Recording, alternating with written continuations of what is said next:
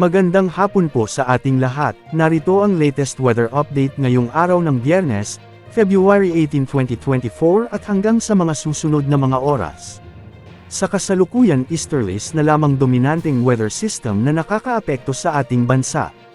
Kaya asahan ngayong hapon na may mga pag-ulan sa Central at Eastern Visayas kasama ang ilang bahagi ng Mindanao. Maaraw at maaliwalas ang panahon sa malaking bahagi ng bansa ngayong tanghali at hapon dahil sa epekto ng easterlies at magandang balita dahil ayon sa latest wind forecast ng mga global wind models gaya ng GFS at ECMWF models. Wala namang inaasahang mamumuong sama ng panahon, low pressure area o bagyo na maaaring makaapekto sa bansa sa mga susunod na araw hanggang sa susunod na linggo. Ngayong araw nga, dahil sa epekto ng easterlies ay makararanas ng maaliwalas o may medyo kaninitang panahon ang inaasahan sa mga lalawigan ng Batanes, Cagayan, Isabela, Quirino, Nueva Vizcaya, Kalinga, Abra, Benguet, Apayao, Mountain Province, Ifugao, Aurora, Ilocos Norte, Ilocos Sur, La Union at Pangasinan. Ang mga lugar na nabanggit ay posibleng makaranas bahagyang maulap hanggang sa maulap na papawiran na may pulupulong pag-ulan at pagkidlat-pagkulog dulot naman ng mga localized thunderstorms sa hapon o gabi.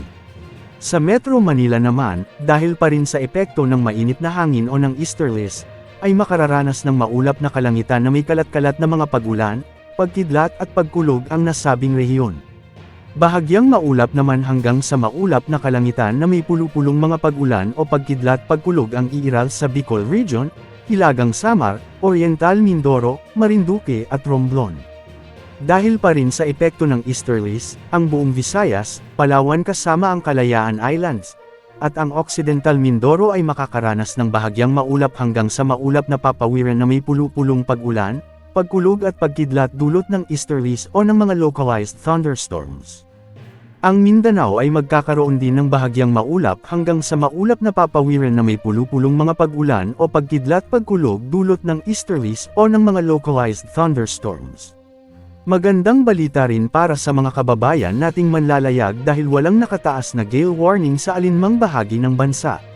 Ngunit posible pa ring makaranas ang eastern section ng bansa ng mga katamtaman hanggang sa malakas na alon kaya pinapayuhan pa rin natin ang ating mga kababayang mangingisda o manlalayag na mag-ingat sa pamamalaot o paglalayag lalong-lalo na ang mga maliliit na sasakyang pandagat.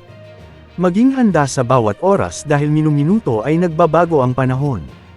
Ito po ang weather update ng bayan, maaasahan anumang panahon.